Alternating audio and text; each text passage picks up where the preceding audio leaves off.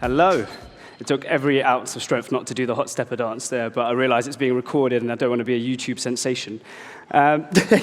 So yeah, thanks for staying, guys. It's a pleasure. Essentially today, like was just mentioned, I'm going to try and talk to you a little bit about the sales content person analogy explained. That makes no sense to you guys at all yet, but hopefully by the end of it, it will. Essentially, I have a habit of trying to make things a little bit simpler than they need to be. I don't think SEO needs to be that crazy difficult. I don't think it really is that crazy difficult. So hopefully, in a nice, soft, light-hearted way, we'll get down to the end of it, because I know we are the last couple of people separating you from your beers. So just a quick intro to us. Searchmetrics from Berlin, been around since 2005, and literally just doing everything to do with SEO and content. About me quickly, like was mentioned, I'm the director of Searchmetrics in the UK. Been at agency side, been working with brands, and kind of done all of this all over the globe. A bit of a data geek, but hopefully it won't come across that way when I'm showing you what's up. So if you do need slides, we have them, so don't worry about kind of overtaking pictures. I know they're also available here through the guys here. So let's get cracking. So the way to think about things for me, and the way this kind of analogy starts, is essentially with the fact that your website is your store. And what I mean by that is the website that you have online is the equivalent to a department store, an actual retail front, right? And when you're looking at that and you're imagining that concept, think about the fact that your website has content on it, over there on the left, or on the right, on the left on your side, and essentially, in the store, you have goods and services, right? The same thing. When we look at all of this, what's in between, right? What is in between those two? Because there's always a barrier to a conversion. There's always a barrier to a sale. So when we're thinking about that, online, there's a barrier, and in-store, there's a barrier. What is it? Online, for us, at least in this context, I know there's a lot of barriers, and I know there's a lot of different things that kind of stop people from buying and getting onto the site. But for our context in search, let's just say Google is the barrier to kind of getting your content read, or at least being found. In store, the barrier is your salesperson. It's the shopkeeper. It's your rep, right? That's the person that's going to be selling the goods. That's the person that the customer is going to come in and talk to. So that's essentially the barrier there. Now, essentially, what's the aim? What do we want to do? Both on the website, both in store, we want to do the same type of thing. You know, we need to help Google. How are we going to do that? We want to get people looking at the content, and we want to get people talking to the salesperson, right? That's literally it, you know. Hopefully the sales guy we've hired is good enough to kind of tell people what they need to know, and the aim is to get people doing that. So realistically, how are we going to do this? You know, there's a big difference between how we're going to do it online and how we're going to do it in store. In store, to get people into the store, you're going to use branding, you're going to use loyalty, you've got word of mouth. You know, some people just turn up by accident because they walk past and see you. And then obviously you've got advertising. That's like one of the key things that people are doing to kind of get people in stores. When we're looking at search, what we really want to do is rank for as much positive content, so as much positive keywords and topics and different phrases around what we're selling, to have people coming on store. So in Google, that obviously means keyword research, but actually that also means understanding like the true breadth of a topic and a journey for a user. And we'll come on to that a little bit more. At the end of the day, what that means is you want to be seen online. However people type, whatever they search, if it's relevant for you, you want to show up for it, right? Now, that brings us to a problem, because if we look at this, there is a lot of online excess. This is a really old search, like no one even looking for a Samsung Galaxy S7 anymore. But there's still about 1.7 million results, but only 10 of them are going to get traffic. So realistically, to stand out online, you're fighting online excess. And that means we have to work with Google to make this work for us, right? So if you're thinking about it in that way, you know, the salesperson has ads to get his traffic, and you know, in store, he's one of the means that he was going to get that was ads. For me, one of the things I think on the SERPs that are standing out at the moment is the SERP features. It's pretty much like a loud, in-your-face ad on the SERP. They interrupt your natural journey. In fact, if you look at it, they kind of become your natural journey now. This is just a random topic. My colleague Troy, somewhere in the crowd, likes to always use this example of the horse because it's just such a crazy SERP. It's got so much on it. So what do we need to do? We need to do what Google wants. We need to help Google. But what does Google want? I mean, some people will say they just want money. You're probably not wrong. But realistically, what does Google actually want? Well, Google wants to get people where they want to get quickly. Because when people are unhappy and you don't do what they want, essentially sometimes it doesn't work out for you and you end up not looking great. I mean, you might have deserved it, but there you go. And if you think about Google in general, everything they've done up till now has been in aid of this mission, right? In 2011, you had Panda that was punishing poor content, promoting uniqueness. In 2012, you had Penguin, as you guys will know, it was like punishing all the dodgy links, manipulating the search. And then obviously you had Hummingbird, which is trying to understand more about kind of the actual context of the search, kind of understanding what's really going on the page so they can make good decisions on where to rank you. And then obviously after that, RankBrain came in and kind of made it all tied together and work even better. So realistically, at the end of it, what Google is trying to do is place the user at the center of their process. I mean, that's clearly because at the end of the day, what they want to do is keep everyone using Google. I mean, there's a reason you say Google it, and you don't want to Bing it, realistically. There's only a certain type of industry where really you go on Bing, and it isn't really for everything else. So, there's a lot. Actually, there's a funny one I like. This next one is one that I love. Sorry if you use Bing, but there you go. So realistically, what we want to do is, if you're trying to satisfy Google and you're trying to think about everything they're doing to make their engine better and everything work for them, you really want to be placing the user at the center of everything you're doing. So realistically, you want to have user centricity in your campaign. Everything you're doing, everything you're trying to do for content, you want to make sure that the user is kind of right at the center of that. Now, if you look at this, and you read just the standard wiki definition of what user-centric design is, or user-centric search in any case is, and you look at it where it's saying kind of placing that user at the heart, can you honestly say that in everything you're doing and everything you're trying to do, you're thinking about the user? I think a lot of the times when we're doing this, we forget that we're actually the user too. Like in a lot of the time in the journey, you forget, how would you actually search? What do you actually do? And how do you do it? So realistically, when we're looking at it, how can we be user-centric? Users haven't got much patience. They're not trying to go around the place and find what they need. They really want to be spoon-fed and they want to be searched. They're not going to go through the whole pinch and zoom. Have you seen those websites where you get on there and you have to like zoom in? They're the worst. You jump straight off. If you can't find what you're looking for, you jump straight off. At this day and age, no one's got time to wait. If a page takes more than a couple of seconds to load, you move on. And that, again, if we keep thinking about the sales content person analogy, like how it works online and in store, it's pretty much the same in real life. If the UX, if the design is terrible, you're not really going to want to use it because, that's the case.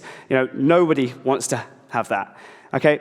Now, if we take this a next step further, one of the things that people always say is they didn't come to also admire your work. They came to accomplish their intention. If they can't do that, it's not really working for them. You need to always be selling or always be closing. This always brings me to a scene from one of my favorite movies, Glengarry Glen Ross. See if it works. AIDA, get out there. You got the prospects coming in. You think they came in to get out of the rain? A guy don't walk on the lot lest he wants to buy. They're sitting out there waiting to give you their money. Are you going to take it? Are you man enough to take it? Are you man enough to take it? That's it. I just wanted a little bit of Alec Baldwin in my speech there, to be fair. But essentially, you see what I'm saying. They came for an attention. They wanted to do something. So how can we make that happen? Well, realistically, the user, when we look at this, we're going to show you a couple of steps. I'm going to show you, I think it's literally at 6 different points that will cover exactly what you want. Now, in doing this, I am going to show you some pictures and some things. If you don't have software and you're not doing it, you can always do this manually with your ranks and pull it together. It might just take you a little bit longer, but you can still do this even if you don't have fancy software. So still think about how you can do it. What does the user want? All right? What are they looking for? There's nothing worse than being shown something that isn't really for you. This is actually a friend of mine. I won't tell you her name, that's why I blocked it out. Essentially, there's nothing worse than being in that predicament. You got something you didn't even want, right? What is it that they're actually looking for? So when we're doing that, what we need to be thinking about in that game is understanding the true intent around a user journey. Essentially, when we're looking at it, we're looking at trying to figure out what's going on. So if you look at the bottom where we're looking at the tags, we're categorizing. What you need to do is look at all of your keywords, look at what you're thinking about as far as the topic, and categorize them into different buckets. Then sit there and figure out, well, which keywords are informational, which keywords are navigational, which ones are transactional. Is the user at the top of the funnel? Is the user at the middle of the funnel? Are they at the bottom of the funnel? And what type of content do I need to serve to them at every stage in that funnel? Break down your subsets. There's a phrase that I learned once. It's called tofu, mofu, bofu. Like I say, top of the funnel, middle of the funnel, and bottom of the funnel. Essentially, once you've done that, you can then compare your performance across each of them. Say, okay, well, in each of these, if I break them down further, when I go even further down the segments and get as granular as I can, how can we go in and get more information out of it? How can we understand which segment is doing better? If we start to understand exactly how we're performing in each of those, we can even start breaking down how our performance looks across those. You know, has a competitor of ours increased in their rankings and their positions against us? And if they have, is that because they're increasing in transactional searches? Are they performing better for informational content? Which one do we need to do? Okay? Once you know that, you know exactly what type of content you need to serve. The second thing is understanding how are they actually searching. You know, mobile can mean something different when you're searching. If you're typing Italian food in on your on the go, you might get served a restaurant. If you're at home, you might want to be looking for recipes. It might mean something different, you know? So even if you're not thinking it, Google is thinking it. You know, it always looks a bit different when you're playing with it in different ways. So serve content in a way that makes it easy to consume, you know? Obviously, it's 2019, I shouldn't be mentioning responsive design, but here we are. You need to understand your users. So if you take that example I gave you with the tofu, mofu, bofu, top of the funnel, middle of the funnel, and bottom of the funnel, look what you can start to do. If you can start to understand where your users are coming from, you can start to see that, oh, at the top of the funnel, people are searching a lot more on smartphone. In the middle of the funnel, it's looking a little bit different. And at the bottom of the funnel, actually, people are moving to way more of a desktop search. If you're thinking like that, then you can start to actually customize their search journey. Imagine if you're on your phone and you can create a journey specifically for someone on your phone. If you're going at the desktop level and you're at the bottom of the funnel to try and convert, you can optimize your content and make it work specifically for someone who's at the bottom of their journey. So really, once you figure out the attribution, it helps all of the rest of the channels. You know, SEO is at the center. You've got so much information that you can actually help the rest of the channels work. Because you can tell people, well, actually, they're searching a lot more on mobile. We can target them here. We can target them there. We can really make this work, right? So that's the next step. Now, what you want to do from that is figure out how you can serve your content to best meet those points, right? And what I mean by that is when you're thinking about content, good content should be spliced. I mean, there's what you see here. It's actually called, I have to read it because I can never pronounce it. It's kintsugi, right? It's the Japanese art of fixing the broken pottery, and they use kind of a bit of gold to do it. Now, what this essentially means is that they're trying to take something and make it even better, turn it into something different. In the same way, when you're thinking about your content, if you've written a piece of content, you should be thinking about how you might be able to chop that content up into something different. Can you turn one piece of content into an infographic? Can you turn it into a video? Can you turn it into a table? Obviously, don't just do it to do it. But the point is, you want to break it down into a format that might be absorbable in a different way, because that's eventually going to help the user. In essence, you need to pivot. You need to pivot that data and turn it into something a little bit different, a little bit better. So, you know, make sure that that's something you're focusing on. Also, like I say, it has to be relevant. If you're thinking about relevance, you know, it needs to provide answers to as much of the person's questions as possible, because that's how you're going to make it work. So here's an example. If you're thinking about kind of pesto ingredients, you're going to want short content. You don't need a whole essay about that. If you're thinking about kind of quick answers like Google serving now, like what time's the Chelsea game, it's going to come up. Halloween costumes for images, even how to contour like Kim Kardashian. Now, you can say what you want about that, but she's clearly got the SERP game down, or the people who are around her, she's got everything. Have a look. So it's clear that it can be done well. So what's the next bit? This is one of the ones that I think is really, really important. Google's research and development. If they rank it, it works. Google knows a lot about you. Google spends a lot of money, just like Tim. They're going to want to find out a lot more about you. Google looks at your traffic, they look at your user signals, they look at bounce rate, they look at user flow, they look at everything. They're reading the content on the page. They know so much about you, so if they're ranking pages in those ways, you know what Google wants to see. So let me give you an example. Here's a tip, if you haven't done it already. Look at the top when you type a search term in, what Google's showing you around it. There's a reason they're showing you. Here's what I mean. If you type in Halloween costume, you can see all images shopping. because Google probably thinks that you want to look at images. If you're looking at costume ideas, all images shopping, because Google thinks you want to look at images. Then when you go to Halloween costumes online, Google thinks you probably want to buy something, so it goes all shopping and then images. It's already giving you a clue as to what type of content you probably need to think about creating. If you're already writing about one thing and images are what's needed, stick some images in. Make sure you're paying attention to the little things that Google is already telling you. They're literally telling you what's important. One size does not fit all. You want to make sure that when you're looking at this, you're breaking that down. Look at your search features, analyze them however you can, analyze them and understand. Look, just for the process of understanding it, in this graph, what you're seeing on the gray bars is how much a market is responding. What's the industry, for the keywords we're looking at in this case, what's the industry doing? The blue bars are how much this particular Amazon page was performing for those keywords. Now, you can see that means that we probably need to be thinking about images. We probably need to be thinking about related questions. We want to cover all of these things. But again, get granular. Start to look at a specific part of those keyword sets. Because if I now look at motors at the top, you can see it's motors, the entire landscape changes. So that means that when I'm thinking about motors, I probably need to think about video a bit more. I probably still need to think about images, still need to think about related questions, but video is shot up. And that means that that's probably something I need to do. I need to talk to either my client, I need to talk to my team and think, hey, people are looking for video content. We should probably think about providing it in some way, shape, or form. So really, if Google is doing that and they're ranking it, it works. And the same thing applies when you're looking at the competitors. If you look at the top guys for the keywords and the content and the topics that you're ranking for, and they have a table, they have a chart, and they're doing this, Google probably wants you to have those things. You just have to do it, but do it better than them. Give the user something else that they need to know. Get granular.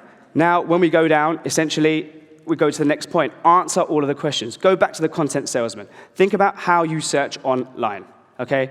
These are the questions you're asking the guy in store. Do you have it, number one? What's some general information about it? Is there any warranties? Is there any aftercare details? Is there any technical details? Just because you search like that in store, it doesn't mean you're going to search completely differently online. How do you search online? You look at something, then you'd go off and you might look somewhere else. You go off and you might look somewhere else. You go off and you might look somewhere else to find out more information.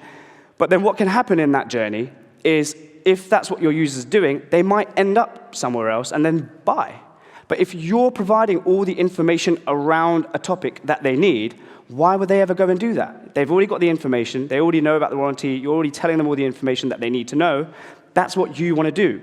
So again, this is from our side, but you can do this manually. Sit there and figure out, when you're doing keyword research, don't just do it in an Excel table. Don't just put it all together. I'm a paper person myself. I like to sit there with a pen and paper. Write the keyword, and then think about how a topic graph looks. Try to recreate this.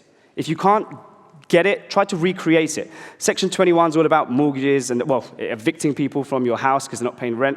And you can start to see one of the things links to another. One of the things links to another. If you're thinking about Section 21 and you're trying to cover that content, you might want to think about a tenancy notice letter.